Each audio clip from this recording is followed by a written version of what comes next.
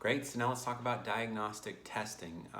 Testing for COVID involves a reverse transcriptase PCR test. Basically, where we take the genetic code for the virus and we replicate it and grow it in order to identify whether or not it's in a sample from sputum. We don't have a lot of testing supplies, so the FDA has begun permitting coronavirus testing with lab-developed tests before those tests get approval from the FDA. So the quality of the test is really unknown at this point. The criteria for who should be tested is very controversial. Some say we should prioritize patients with serious unexplained respiratory illness, as well as those who are asymptomatic but have been close contacts with those known cases.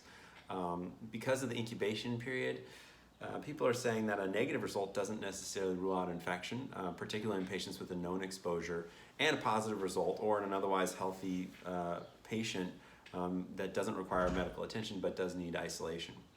Actual sensitivities and specificities of the tests are not yet known, so we can't really tell you how accurate these tests are, which is very scary because that means that if you're out there getting a negative test and someone else's life depends on it, that result may not be correct.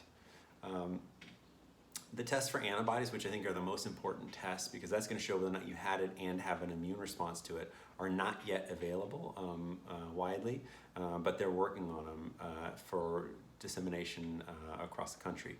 And those would be really valuable for healthcare providers and people who are close contacts or people who think they may have been sick. And that will allow those people then to know that they have been infected and they did have an immune response to it, but it still may not mean that they're immune to getting it again.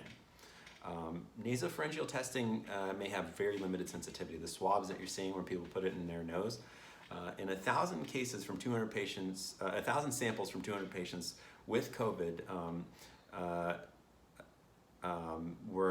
showed positivity only in 70% of the sputum specimens and 30% of pharyngeal swabs, while 29% had positive feces swabs. So that means they've done a test where they took 200 patients, they took 1,000 samples from those 200 patients, so 5 per patient, and each of those samples they ran sputum, pharyngeal swab, and feces, and they found that the sputum showed it positive in 70% of the cases. Okay, so that means that it missed approximately 50 patients that had the virus. Pharyngeal swabs, that Q-tip that goes in the back of the nose, got it in 30%. That means that there were 70% of cases that they missed, okay, which could potentially mean 150 patients they're missing. And 29% had positive in the feces, which is a very low number.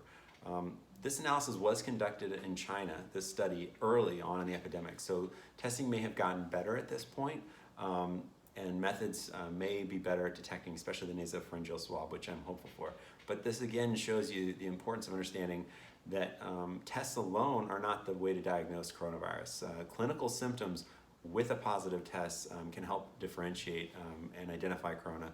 And just because you have a negative test doesn't mean you don't have it, especially if you have symptoms. If you have symptoms of coronavirus but a negative test, I would still consider yourself to be infected and still consider yourself for isolation for the mandatory time until 72 hours without symptoms. That's really the most important take-home message.